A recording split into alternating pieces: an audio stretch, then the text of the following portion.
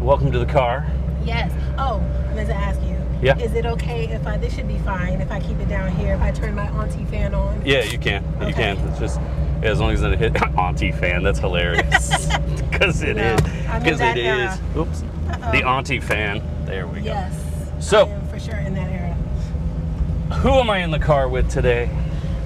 You are in the car with a woman on a mission. You're in the car with somebody that, first of all, let me just say, this is a beautiful day. It is. Somebody that's just grateful. Just it gratitude is. For this beautiful day, just for waking up. As a Nordic human, it's a little warm, but yes, well, I do like the sunshine. As as one with Caribbean blood, by way of the continent of Africa, this is right up my alley. This is your weather. Yeah. Although again, because of that era that I am in, that others in their mid 40s and 50s will understand. Women yes. will understand. Yes, and partners of those women. Yes, I'm warmer than usual these days, but it's all good. I love it when the sun's shining. Yes. So yeah, a lover of the sun. But other than that, and other than my name, which might be important, Atira Rodriguez, I'm just a person that's just blessed. I'm a Jersey girl. Jersey raised me, but Long Beach made me. Came out here 8 years ago, and the city really wrapped its arms around me. I just got to say, Long Beach has been very good to me. How did you choose Long Beach? So I was originally looking at LA. I was definitely chasing I like the way you said that. LA. Los Angeles. Yeah. Yes, Los Angeles. That was my original endeavor, but also at the time I had reconnected with somebody that I went to college with in the late 1900s. Yeah, we don't speak of this before times. 1999 to be exact. I met my husband. He's now my husband, but at the time we had reconnected. He just broke up from an engagement. I was in the middle of a divorce, and I guess he probably saw that on Facebook. People stalk. He was definitely Facebook stalking me, and without me saying anything, it's not like I made a major announcement or anything like that, but I lost some weight. I was slim and trim and ready to win. You're feeling yourself. And definitely feeling myself. He shot a shot. A la Beyonce and Nicki Minaj, and he certainly slid in the DMs and shot his shot. Yes, he did. And he was already here. He's from Brooklyn, but he had moved out to Long Beach in 2013. And I told him I was already, I had my visions on LA, but he was like, you should come check out Long Beach. And I was like, why? Because it's better. I had no idea. Yeah. I had no clue. Literally, my entire concept of Long Beach was Snoop Dogg on top of the VIP Records building. It's so funny. A lot of my friends from the East Coast, that's what they feel like, and they come out here and they're like, "Are you sure we could be there? Yeah. Are you sure you could go there?" I'm like, "Man, Long Beach." Yeah. I told my uncle about it. He was like, Long Beach? He was like, oh, you better be careful. Because there's a perception, especially, from the because the music. 90s. Yeah, because we had so much great music come out at a certain time. Music and East Side is, still can be a little struggly, but and April 26, 1992. Yeah. Yes. Everyone thinks that was LA when a lot of it was South Central and here in Long Beach. For sure. Yeah. But came here to visit, at the bequest of my, then just seeing what's going on with this person who ended up being my husband, but came out here upon his recommendation and was pleasantly surprised. Yeah. Look at this. Yeah. Tree-lined streets. It's beautiful. It's a cool ass city. Yeah. And what I love the most about Long Beach is that it's not. It's one city, but it's all these little neighborhoods, right? That have their own identity, that have their own flavor. But it's all the Long Beach vibe. Yeah. And I just fell in love immediately. Yeah, I was the same way. The moment I came here, at the moment we pulled in, and my wife went to college here, and we were driving around. We were looking places for to live, and I was like, wow, this reminds me of where I grew up, which which is pretty awesome. And it embraces you. Like, a lot of people say that a lot, like, the city embraced me. It's true here in Long Beach. It embraces you. So what was the one thing you fell in love with? It was just strictly the vibe? Yeah, I mean, so Renee's my husband's name. He was living in Wilmore City, which is basically like the northern end of downtown, but certainly... Was the original name of Long Beach? It was the original name of Long Beach, Wilmore City. Yes. And, it was just, it's very walkable, that area. So the 4 times that I came out here to visit, before I made the actual move in 2018, I really got a chance to learn downtown particularly well. I did some, riding around in other areas, but I knew downtown very well, and I just fell in love with the downtown vibe in particular at that time. I was coming from suburban New Jersey, and not walkable at all. You have to drive to get to everything. Like the neighborhood that I grew up in, my grandparents' home in Piscataway, New Jersey, they got sidewalks after I moved. Like, that's how unwalkable it was. You show up for the holidays, you're like, what? I was like, oh my goodness, you can actually walk on the side on the street. You have to walk on the street. Amazing. That's cool. So you came to Long Beach. I know you started, what was your degree in? What did you want to do? Believe it or not, I actually went to school for physical therapy. Really? Yes. So I'm a science nerd. Yes, clinical science was my undergrad studies. That's funny. And I was in a dual BA program, BA-MS program, and the MS would have been in physical therapy, but I didn't finish that last year. I went through 2 clinical rotations, and I knew it wasn't. I find that a lot. Like, a lot of people are in this car, and they're like, I got my degree, and they do something completely different. Yeah. I'm a huge science nerd. Still love biology. Still love, I just like learning about things, and one of the coolest things is just learning about life and how life works, and in particular, like our bodies. Like, our bodies are just such interesting machines. Yes, they are.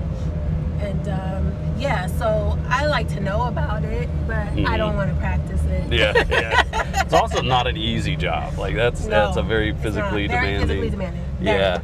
And it can be emotionally demanding as well. And I'm an empath, so it's very easy for me to kind of like take on the emotions of other people, and just working with people that have all sorts of, disabilities and incapacities and, stories, and it took an emotional toll on me as well. Same. I take on everyone else's stuff, and I don't know why, and I don't know how to turn it off. It's hard. It's very hard. So I think that's what led me to do what I do now as a photographer, is I get to be experiencing the happiest moments. Yes. And so I'll gladly take on that. Yes. I'll gladly take on the happy. It's the other stuff that it's a little hard for me to That's exactly brush off. What I love about what I do. Exactly. I love telling all the good stories, the uplifting stories about Long Beach. Well, that's a great thing, is you, like me, you bring people together. Right? And I think in a day where everyone's scrolling and stuff, which is necessary, having an actual physical printed magazine to me is amazing. Yeah. And I say that with a couple biases. I say that as a person who shoots for magazines quite frequently. Right. I say that, including mine. Including yours. I say that as it takes you away from the phone.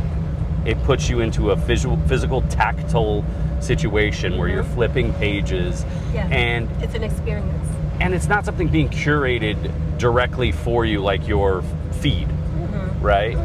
It's more so the algorithm isn't choosing, feeding me exactly what I want when I want it. It's more eye-opening in the idea that I may read about something that I wouldn't necessarily read about, or someone I wouldn't necessarily read about, which is the point. Yeah, which is exactly why I love print, and I think it's coming back, slowly coming back, just like analog, just like our records. I think print's making comeback, and the responsibility of that now lies with you to make sure we don't squander the fact that it's coming back. So how did you get started in the world of magazines and news publishing?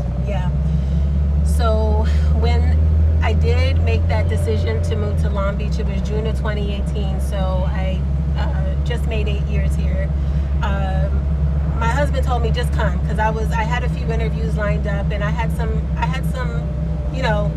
eggs in the basket, but nothing was cooked up yet. And he was like, man, just come. And I was like, okay. So I did, and I came out here, and I didn't have a job, and he gave me the freedom to just be, and to just take my time to find the right thing. The thing that I felt like, because for me this time around, this era of my life, this chapter, if you will, I wanted it to be meaningful. I wanted to do something where I felt like I was contributing to the community in which I resided. I wanted to use whatever, God-given talents and gifts that I had, to do something that mattered. And so, long story short, I frolicked for the entire summer of 2018, and it was amazing, and continued to, just further my knowledge and love for the city of Long Beach. And along the way, I found an opportunity. I feel like she reached out to me, but the director of advertising for the Long Beach Post at the time, we connected on LinkedIn, I believe it was, and it was exactly at the time that John Molina and his investment firm Pacific Six had just bought the Long Beach Post, right? And he did that for a good reason. It definitely wasn't for it wasn't for the purpose of making money. It was really just for the purpose of rebuilding a robust news landscape here in Long Beach, because for quite a while it kind of got stale. We were subject to what a lot of local neighborhoods, communities are subject to, with these large conglomerates that come in and buy the newspaper, gut it, run it real lean, and you're getting very little actual local news. Less substance, more advertisement. More advertisement, and a lot of it, like, at least for Long Beach, ended up being like regional news, because it was they didn't really have their finger to the pulse of the neighborhoods. They did not, and part of that is because you've got to just have enough people covering. You need people on all the different beats. And they didn't. There was, like, at the time, 1, maybe 2 people covering all of Long Beach, a city of 450,000 people. You need more than 1 or 2 people covering. And so literally the same day that I landed here, June 18, 2018, was the day John bought the Post. And unbeknownst to me, they were looking to, expand rapidly. And, part of expanding rapidly is not just the editorial, but the business side, So they were looking for somebody to come on board to help with advertising sales. I have a very extensive background in sales and marketing. So long story short, it felt right. We met several times. I ended up meeting with the publisher at the time, David Summers, who is still to this day is a very dear friend. And it was just right. Like, we just knew. We all collectively knew, this is the move. And so I started at the Post in November of 2018, selling ads, and it was all digital at the time. So my background, at least with local media here, is actually with digital. But then we eventually picked up the Long Beach Business Journal in 2020, right before COVID. Perfect timing. Perfect timing, man. What a time. So then I did get some experience with print as well, and actually got really good experience, because I eventually ended up taking over the entire operation for the print production of the Business Journal. So that's where I really got my experience with, with print operations. Oh yeah, that's just boots on the ground. Were you, like, learning as you were going? Absolutely. Wow. See, so that's incredible, because I mean, there's so few people now, especially in this day and age, that can say they have that experience, because of how print was going away for a long portion of time. So you got your finger to the pulse of the businesses by doing that, right? Yes, I got connected very fast. And then once you had those connections, what was the catalyst that drove you to starting your own thing? So that takes us to 2020. 2020. The before times, right before the... So, yeah, but you know what? COVID was a hard time. And like I said, we had just picked up the business journal, and it was a bad time. Yeah. You know, but we pivoted to focus on the digital piece. Mm-hmm. We got through it. COVID was hard for me for other reasons. I was pregnant 3 times in 2020. We had just gotten married literally right before February 29th. We got married, and I was pregnant right away. A month later, lost that one. Had another loss in October, and then Elijah, we conceived him in December. A double rainbow. Yes, and he was a twin. Was he? Yeah. Oh, so, man. Yeah, so there were actually, we have 3 angels. He's got a lot of spirit in him. He does, man. Yeah. But got through that year, and actually got through that year from a business standpoint successfully. Like, I was increasing year over year with revenue. 2021, I was pregnant the whole first, second, third quarter. And then I was out on maternity leave the fourth quarter. But again, my sales increased over 20% from the year before. But were you really out on maternity leave? I was. Or were you actually working? I actually was not. Okay, good for you. I disconnected my baby, because you gotta realize we waited until the ripe old age of 40 to have our one and only. Yeah. And with the losses and just the time I had the desire to be a mother had been in me since as long as I can remember. Yeah. So I waited all my life for him. Literally. Well, good for you. And there wasn't anything that was going to... Even though my wife was on maternity leave, there was no stopping her. She's just that type A. Yeah.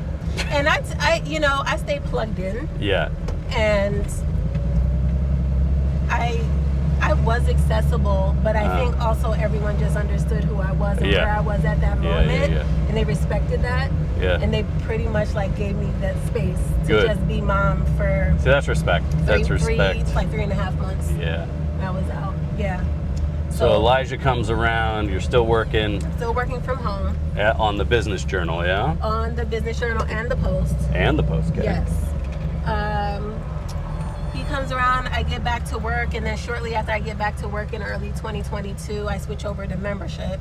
Got a promotion to the director of membership, so that was a little bit of different experience, but again, unknowingly setting me up for, being more in the community, building community partnerships, engagement, and ran the membership program for about a year and change. Brings us to 2023, and that was the 5-month mark from when Pacific 6 bought the Post, and the goal was to be sustainable at that time, right? To at least be breaking even. Yeah. And we were not breaking even. So some hard decisions had to be made, and there were some layoffs that year, and then there was actually layoffs pretty soon after that, and then there were more in September. We ended up converting to a nonprofit, well, really just starting up a new nonprofit, and John sold the 2 publications to the nonprofit, and at that time we didn't take everyone with us, so technically those were another round of layoffs. Yeah. And then we were looking like we were going to be okay with where we were. There was X number of dollars that were pledged from individuals in the community, donor pledges that were going to keep us solvent, but only half of those came through, and the numbers were hugely contingent, upon those donations coming through. And so the math again wasn't mathing, and in March of 2024, another round of layoffs, and this time that decimated my entire team. Yeah. So the Long Beach Post, they do the best of Long Beach, right? Yeah. Or they did. I don't know. I haven't seen Well, we won this year. Did So you? yeah, we won best of Long Beach for photography and videography. Hey. But it was the first time in a long time I heard anything about the Post. A long time, a couple of years. And the outreach wasn't there. Like, we didn't know we won. Yeah. And I think that's a huge advertising opportunity. Yeah. Missed out because we didn't know. Yeah. And when she finally did reach out, she didn't follow up or anything like that. So I was like, okay, I don't know what to do in that situation. So now it's a nonprofit? Yes. So there's a nonprofit that basically operates the two publications. But you got to understand, they're running a whole lot leaner. Yeah, and I think that's why the outreach wasn't there. I mean, if you were there, I know you would have called them and said, hey, you won. Here's your advertising. Yeah. Do this. Yeah, I'll get to the bag. Yeah, right. Like there's no, there's not really that now. So at that point, your team was dissolved, and I was kind of just like left holding the bag, and it wasn't very clear as to what the path was going forward with just me. I was already doing a lot in my role at that time, which was at that time I had been promoted again to the director of community partnerships, and I was running the advertising, program. I oversaw the membership program as well. I also, contributed to, the fundraising strategy now that we were a nonprofit. And now all of my supports that were in place were gone. And yeah, I was going to say, was anyone there but you? On the business side, it was just me, basically, and the CEO. Well, wouldn't you say that's a sustaining side, though? That's what keeps it going? That is, yes. That's what the business side is, what keeps the lights on. And so you didn't have the support. I did not, unfortunately. And I just knew for me, maybe for somebody else that had less going on in their life. Yeah. But for me, it just was not going to be sustainable going much further into the future. Well, even the stress. And I already had enough stress in my personal life. So we're talking March 2024. I'll tell you what else was going on at that time. We were just discovering that my son was, different. And ultimately, received the diagnosis of, autism. But we knew something was up, something was different. And we were just kind of coming to grips with that at that time, and trying to figure out what supports were in place, first of all, and then how to get, access to them. Also at that time, my husband had just weeks prior undergone surgery on his cervical spine. Oh boy. And was in the recovery process. My mom had not, too long before that, a few months from that, also had a similar surgery. And she was living with us at the time. When it rains, it pours. There was a lot going on, Farmer. And I knew I wasn't going to be able to just pour more on. Well, and I can tell just by knowing you, you're the one that takes it all on. I do. And that's definitely not a great place to be mentally during all that. Yeah. So what made you, one, have the courage to leave? Yeah. To have the wherewithal of where to land. Tell me about that. Yeah. So I had turned on my little incognito. That was a Freudian slip. But incognito, I turned on my incognito looking for work on Instagram. The little toggler. Yeah. You can say you're looking for work, but you're, I think, first degree. Yeah. Can't see it. Yeah. And at the time, I thought I was just going to be looking for another job. But a recruiter from a franchise, a publication franchise called City Lifestyle, reached out to me, and I guess that they saw my background on my LinkedIn page and thought we might be a good fit. And because it was print, I actually almost declined. I almost I've been in this. Ignored. Yeah, I've been in this. I've been in the trenches. Yeah. And I didn't even go through everything I went through to get that. So that year, we had made a decision to move the business journal to a quarterly publication in order to save it, because leadership wanted to scrap it, but I was like, no, there's still revenue opportunity here. We just have to be strategic about it. Yeah. And so my recommendation was to move it to 4 times a year and just hyper focus on the industries and the categories that were already working for us. Yeah. So we did that, and the first issue was supposed to come out in March of 2024. Okay. At the same time. Wow. Literally, I think the publication date was like 2 or 3 days after those people were let go. Oh. And one of the people that were let go was the creative director, who was the person that laid out the design. One of the crucial kind people. of crucial. So I'm not even going to get into what I had to go through to make sure that thing actually came out to print and came out on time. But one thing about me is when I say I'm going to do something, I'm going to do it. And, I was on the hook. It always comes back to me to fate, right? Like my company's name's Fate for a reason, because everything happens for a reason. Yeah. You came into my life for a reason. We all come into each other's lives for a reason. But you were given that challenge, so you knew everything about the magazine from start to finish. Yeah.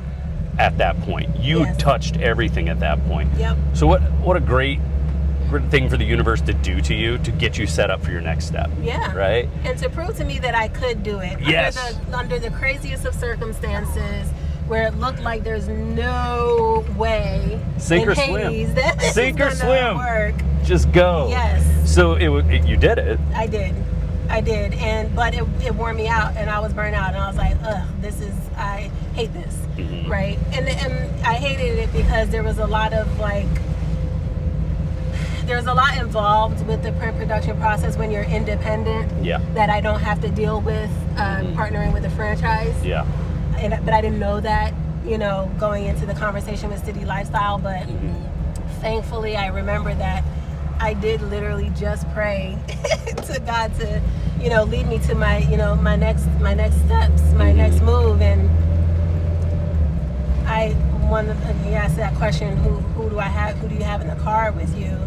And one very important detail about who I am is that I am a believer. I do believe in a source and a power that is greater than I am. Oh, and stop I've seen it work. Oh, something else. I've seen no, believe it or not, there is something greater than I am. I'm great, but I ain't that great. Yeah. But a lot of my greatness I attribute to the fact that I submit to this power, because I do know that as a human, as an earthling, there's only so much that I can do. Yeah. And but there's strength and weakness when you realize that you can tap into a source. And so when I don't know what to do next, that's what I do. I tap in. And I had asked for my steps to be directed, for my path to be directed, and very specifically, for those of you believers out there that know scripture, I just kept meditating on Proverbs chapter 3, verses 5 and 6, to trust in the Lord with all your heart, lean not unto your own understanding, in all thy ways acknowledge him, or submit to him in some, depending on which version you read.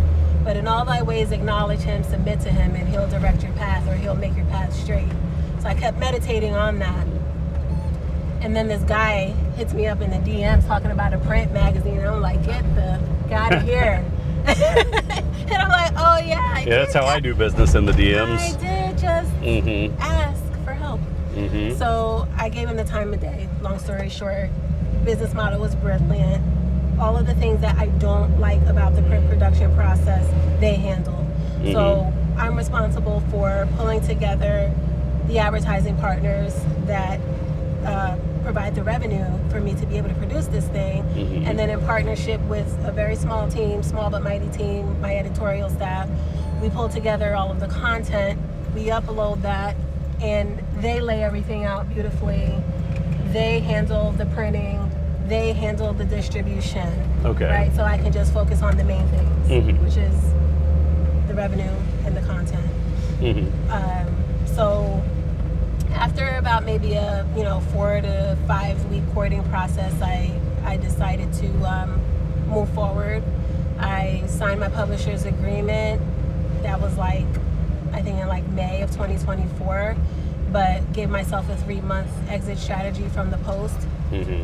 And I believe in having integrity. I believe in leaving things better than I found them. And so I helped hire the person that replaced me.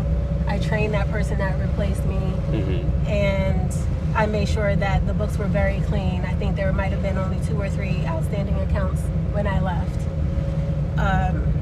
And then August 2024, I went after it. And from there, it took me about 6 months to launch the magazine. February 2025, here we are. What a leap. Yeah. What a leap, because that took a lot of courage in order to do that. Yeah. Especially in a world that's naysaying print. You know what I mean? Like, it's hard to justify nowadays for a lot of people to do the print thing, but maybe it's selfish of me. I love print. There's nuance to this print conversation. So yes, a lot of print revenue has gone down over the past couple of decades. A large part of that is because of the advertising revenue, people shifting their advertising strategy from print to digital, but then also the subscriber revenue going down. A lot of these magazines run at least partially off of subscriptions. And so your circulation and your revenue strategy is contingent upon whether people feel like paying for what you're doing, for what you're producing. But it's also it's hyper local. So that's what I'm getting to. So that is the part that I'm getting to. It's twofold here. So the revenue strategy has to make sense, for one. So we do not rely on subscriptions. So therefore our circulation is not contingent upon whether or not people buy the magazine. It is what it is. Our circulation is based off very strategic mailing routes that we select in the city of Long Beach, but we don't mail to everyone. So we target our audience here based on 2 key demographics: household income and home value. And so what this does is that it curates a very premium audience, which provides really good value for our advertising partners. You're getting in front of the audience, the local audience here in Long Beach that has the disposable income to pay for the goods and services that you're providing. That's the first part. But the second part is local and hyper local content is what's really winning when it comes to print these days.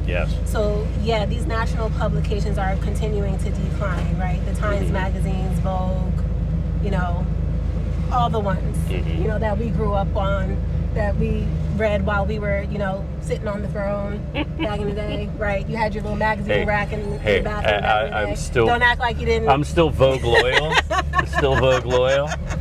I still got Vogue come to the house, and it's funny because... Well, for you, it's also good for inspiration. I'm not necessarily their demographic, but I'm looking at it for another reason.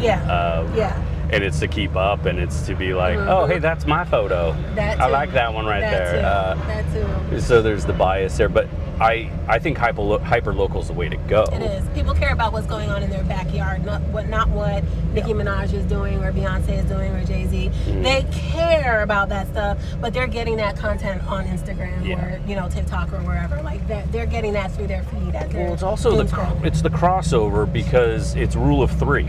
You got to be in their face at least 3 times before they even acknowledge you exist. At least. So with what you're doing, which I think is great, is you're not only hitting us with the magazine, right? I get the magazine, I look at the magazine, I go through the magazine, but I also go to the social media, and then I'm hit again.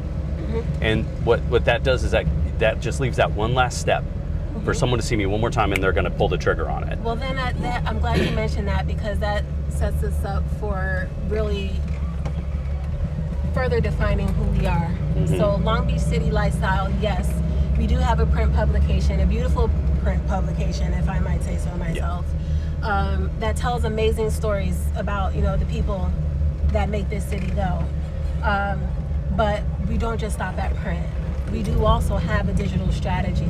So our partners are able to, in addition to the awareness and the exposure that they get through the print piece, they're able to layer on meta ad campaigns so that we can retarget that same audience wherever they are in the world on their phones. Because we know everybody's taking their phone with them wherever they go, right? And so as you're scrolling wherever you are, now you're again seeing that person that you just read about in the magazine in the comfort of your own home, and able to fully digest that story because it is in print. And it's almost like you're recognizing an old friend. Oh wait, I just saw this. So absolutely. That's a great approach. Exactly it. Because then it becomes more like, oh, I know this person because you've already seen this person. The trust factor has been built. Yeah. Right? Because you can't necessarily like meet every single individual in Long Beach and tell your story. Well, I don't know. We've come pretty close, you and I. We have. And we run into each other like all the time. I was at a meeting the other day and they were all talking. They're like, we all met you from something else. And I was like, oh, that's interesting because we were in one place, but I had met all these people in different situations throughout the city. Yeah. Like, I mean, even when I was working on campaigns during election season, we ran into you downtown by the Pie Bar. Yep. And I was like, okay, so. And you were working with one of my partners, Angela, from Salute. Yeah, Angela, who, what's funny is run into you at Salute all the time. So it's just, it's one of those things like, yes, Long Beach is a big city. I think it's the 5th or 6th largest in the state. It's the 6th in the state. Yeah. Second in Los Angeles County, obviously, behind. And yet we're a neighborhood. We feel like a small town. Yeah. And I think that's one of the great features about Long Beach is even though we're this huge city, we treat each other like neighbors because it is one big neighborhood. It is. It is. I want to go back to how you say how beautiful the magazine is. When we first got your magazine, before I even met you, it was addressed to our one of our makeup people that's no longer at the studio, but it was addressed, and I was like, there's something about the matte finish, and I say this from a photography standpoint, there's something about the thought that goes into how nice it looks, how nice it's presented. As a photographer, the matte finish caters to my aesthetic. Yes. Because I love it. I love crushed blacks. I love all that, and it definitely even the feel is different than other magazines. And I'm not saying that as a bad thing against other magazines. I work for a lot of different magazines, but what it does is it almost elevates. Yeah, and separates it, distinguishes the tactual ability of it, being able to actually feel it. It adds to the sensory experience of it. Yeah. Because it's a reading a print publication, whether it's a magazine, a book, whatever, it is a multi-sensory experience. Yeah. You're seeing, right? You have to see in order to read. There's a certain even smell, that comes from cracking open a magazine or a book. The ink and the paper. All of that. The feel of it. And that was an intentional choice, Mike. So the franchise gave me an option to go glossy or to have that matte finish for the cover, and I was like, no, I gotta go with this matte.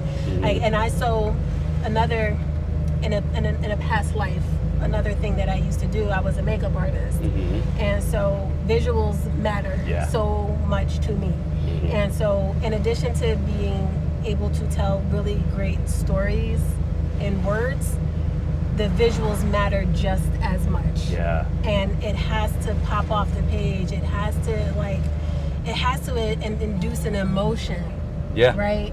Yeah. For people to even want to get to actually reading it. See, that's funny because I always think that's just me, and I'm glad it's not just me, because I have that tactual feeling. The moment I touched it, I felt it, and I was like, oh. And then I noticed the matte, and I was like, oh, okay. Well, it kind of catered to my aesthetic, which I enjoy. Now, on the aesthetic front, you have to make a lot of decisions about what you put on and in this magazine. Yeah. And I'm going to ask this as kind of like a selfish question. Okay. What goes into choosing that cover? Because I work with a lot of magazines, and sometimes I'm like, are you serious? You're putting that one on? Right? Yeah. Even though I take them, it's like sometimes these photos are throwaways to me. I'm like, nope. Just take it because they wanted it taken. What goes through that process when you see an image? Like, is it like a wedding dress experience where you're like, oh, that's the one? You just instantly know? So a lot of times that is the case. And, you know, fun fact, I told you I was married once before. In both instances, I saw my wedding dress the first time and knew it was the one. Knew. Yeah. But in addition to just having that thing that, you know, calls to you from an image when you see it, when you kind of just know that's the one, you have to take into account the content for that issue. So every issue has its own theme. So it has to make sense in some form or fashion for that theme. It has to me, I want to, as much as possible, I wanted to say Long Beach, if I can. Yeah. You know, I want somebody to look at it and be able to maybe point out if it's an outdoor location, to be able to say, oh, that was over there, you know, in Bluff Heights, or that was, you know what I mean? But it just has to be, the colors have to be rich. The subject has to, if it's a person, they have to look like their authentic selves, right? Like that cover that you did for this month's issue, for the July Explore issue with Michelle Dobson on the cover. That was, and she got so much feedback on, like, man, that laugh was you. Yeah. You know? Yeah. And it was just authentically her, and that was one instance. Like, I shot that knowing that that was going to be the cover story. Yeah. Sometimes I don't always know what the cover story is going to be if I'm being fully transparent, but that one I knew. And as soon as I saw that one, I was like, that is the one, because like her smile and her, like she just looked. Well, and that's the thing. It took a little bit to get that out of her. We were talking to her for a while. We were getting photos. They were great photos, but it was actually making her laugh that got her to relax. Yeah. And it got her to show us who she really is, right? And that's the best part about it. It's like, and that's what I love about what I do, is I'm showing the world how I see somebody. And she was such an amazing soul. Like, you could just like instantly feel that good energy off her. Yes. And so being able, it almost becomes personal in that aspect for me to capture the images, is I want the people to see who I see. Yeah. Right? And the fact that now you, after I'm done with all this stuff, have to go through those photos and do the same thing. Yeah. Yeah. Further refine.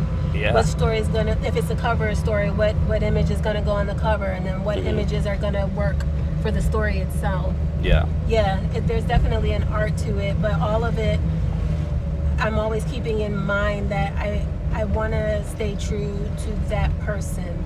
Yeah. I want to represent that person in the best way possible. Do you know that some of my stories are about my advertising partners and some of them aren't? But in either instance, I want that person to read that story and feel really good about it. I don't want them to, you know, and I want them to see the images that we chose and feel really good about it. Yeah. You know, because I care about the stories that I'm telling, and the fact that this person trusted me with that story to tell it in the first place. There's a certain level of trust, you know, that's got to be given for somebody to say, okay, yeah, I'll let you do a feature on me. Yeah. And I don't take that trust lightly. I don't take it for granted. So when either I'm writing a story or whether I'm like kind of framing the story for the writer, whether it's my editor or another contributor, I want to make sure that we're getting it right. Yeah. And we will comb through a story multiple times to make sure that we get it right, because it just matters that much. But what you're also doing is you're highlighting someone in our community, right? Like, they may be business owners, they may be philanthropists, but you're highlighting people in our community that are doing good things. Right? There's so many of them. And there's so many of them. I mean, just like with this drive, you do the same thing I do with this drive. You're highlighting people that you find important in the community that are doing good things. Thank you. Because without that, there's no heart in it, right? Yeah. Right? And so I appreciate all the people you've brought on the cover, and I appreciate that it brings a positive light to the city of Long Beach. One of my favorite things is there's celebrities that live here. You can drive through this neighborhood and I can point out, I won't, point out people who work in the film industry, people who work in the music industry, and that 2 blocks away, 3 blocks away, there's someone who has a diamond album Yep. There's musicians throughout this town that have never left this town. Actors, the most recent cover. Yeah. A famous actress. Our August issue just hit mailboxes late last week. Wendy McClendon Covey, she very low-key was born and raised here and never left. Because you don't have to leave. Yeah. You don't have to leave. Here's one of my favorites. Manny, he lives over in the north side, and he's an actor. He was in, he's been in a bunch of stuff. The Marvel. What is it? Ironheart, I think it is. Always been, Long Beach through and through. Yeah. And one of the things he said, which is great, was I don't have to leave because people treat him with respect here. Yes. Right? Yeah. You walk down 4th Street, you see Member of Sublime. That's just a testament to the laid back culture here. So you can walk down the street, you can't walk into a restaurant, and people may approach you, but it's like a high and by type thing. Like people aren't clocking you. You don't have the paparazzi like riding your bumper hard like that. The respect. It's cool. It's chill. Long Beach respects people. You can just be. Yeah. I think that's inherent in the culture here in Long Beach. Yeah. And I think that's what's also a testament to the magazine, right?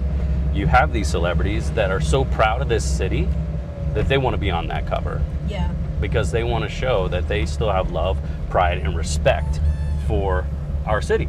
Yep. Which is incredible. And it's been an honor. It's amazing. So I always like to kind of wrap these episodes up with shout outs.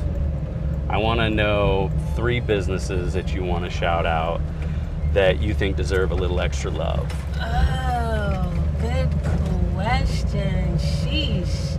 And oh gosh, okay. I don't want to single out any of my partners because I don't want them to feel bad if it doesn't have to be advertisers. I just say, let's say, go through your morning. Let me go through, so let's see. Okay, I'll give you the first one, the one that is the most important. I mentioned to you that my son Elijah is on the spectrum, right? So he attends this fantastic program, ABA therapy program at a facility called Autism Spectrum Therapies, which is technically in Signal Hill, but literally right across the street. That's Long Beach. But the whole of the donut. Yes, that is exactly right. On the corner there on California and Willow. And AST's been around for much longer than this, but they've been in Long Beach for 2 years. They just opened that facility up in 2 years. And we did feature them as well. We don't have a fiduciary relationship. I just wanted to tell their story. But they're in our August Kids and Pets issue as well, that same Wendy cover. Which they are amazing, and for someone who works with autistic kids quite frequently, I hear nothing but good things about them. And if you know anything about the autistic world, parents are very protective, and they'll be the first to tell you. They'll be the first to tell you if something wasn't 100. Wrong. It's not the first program he was in. I snatched him up out of the first one, like literally, by the middle of the 3rd day, I was like, oh no, this isn't going to work. My husband were both like, this isn't it. So that's a big shout out. Shout out to Autism Spectrum Therapies. I think that's incredible, and the fact that it's in the name Spectrum, because it is a spectrum, and not all autistic children are the same. And so that personal approach is paramount in supporting our kids, which is awesome. Okay, so real quick, number 2, I'm gonna say the coffee station, downtown Long Beach, on Pine between 4th and 5th. My friend Engine Mayor, is it either MMA or was he an MMA fighter? I think it was MMA. I don't think it was Pride. I think it was MMA. I think it was MMA. But anyway, heart of gold. Most fighters ever. Most fighters. Yeah. He's just a very kind person. Reminds me of a quote. It's like, the only people capable of pure kindness are the most violent. Okay, that might be true because my son beats me up on a regular basis. We choose not to hurt people. Yeah. We choose. Every day it's a battle. We choose. My son hasn't learned the art of choosing. Yeah. He's still going off of impulse. Impulse control. He'll get there. Yeah. But he is both one of the most violent and loving people at the same time. Exactly. That I know. Well, it's the choice not to commit violence is paramount. It's learned. A lot of people are nice as a defense mechanism because they go, if I'm nice to you, you won't hurt me. You won't hurt me. Yeah. Whereas people who are capable of violence are nice because they're truly nice people. Yeah. Because they choose not to. Big facts. Yeah, exactly. Great shout out, great coffee. Great coffee, great little Turkish delights, little sweeties there. They're amazing. Okay, and number 3. Oh, okay. So I'm gonna shout out my friend Donna Gurr. Mm-hmm. She is the owner of City Light Streetwear and Cityology. Mm-hmm. 2 little boutiques that are they used to be on opposite sides of the street from each other, but now she was able to get a space together. Nice. But Cityology, that's like lots of little, knickknacks or like, You can buy little gifts. Gift shop, basically, yes. And City Light Streetwear, she's got like some of the hottest fashions out there, but they're out there on 2nd Street. Yeah, maybe she can help me out with my style. I don't know. Well, she doesn't sell men's. Well, I know, but menswear, but you can definitely help me with styling. Right, although you're good. Although it's all O'Neill all the time. Yeah. And it's because I know the designer now. But listen, So she what sets it the up. most important feature is on you? What? It's that beard, bro. What? I have a beard? Oh, yeah. That's it. Well, what's great is that ties into what's next. Like, yes, this beard, the only reason I have this beard is because my give back, right? Like, the whole reason I have this beard is because I use it to help at the end of the year, and I bring a lot of joy. Yep. What is your why? Why do you do it? My why is to give back to the city that gave a lot to me, to somebody that, was a stranger, right? So many people in Long Beach, they opened up and shared their networks, just shared their insights, and they didn't have to do it. And so a lot of those people, I made it a point to highlight them in my magazine. One very in particular, I always like to mention Sharon and David McLucas, the proprietors of Forgotten Images.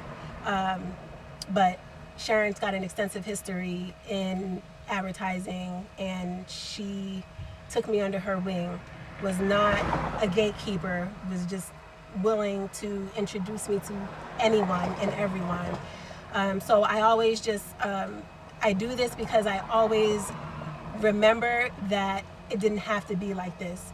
Long Beach didn't have to trust me, because Long Beach goes hard for Long Beach, right? Yeah. And I was an outsider. I mean, but I feel like 8 years in, I'm coming close to being, a Long Beachian. For real. I think it's more so. It's about respect. Once you show respect for the city shows respect for you. Yeah. And in what you do, you're highlighting people in the city, so you're respecting the city. So I think you instantly get that respect. And it's funny because we tease like Bixby Knolls is right there, but we're Cal Heights. And you'll guarantee people in Cal Heights will be like, no, this is Cal Heights. They won't say Bixby Knolls unless someone's like, where's that? You're like, near Bixby Knolls. Right. Because it's bigger. But like the whole city's that way, right? Yes. Like you go downtown off of Pine, people are proud that they're there.